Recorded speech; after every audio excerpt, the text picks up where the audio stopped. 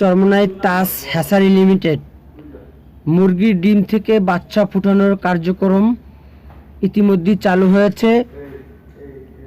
এই কোম্পানির চেয়ারম্যান হলেন সৈয়দ ইসহাক মোহাম্মদ আবুল খায়ের, চরমোনাই ইউনিয়ন স্বনামধন্য চেয়ারম্যান হযরত পীর সাহেব চরমোনাই রহমতুল্লাহ আলাইহির। এমটিসি মিডিয়ার পক্ষ থেকে আপনাদের সকলকে জানাই আন্তরিক মোবারকবাদ। নিত্য নতুন ভিডিও পেতে ইউটিউব চ্যানেলে সাবস্ক্রাইব করে সাথে থাকুন। প্রয়োজনে মার্কেটিং ম্যানেজারদের সাথে যোগাযোগ করুন 0131064833। আবারও 0131064833।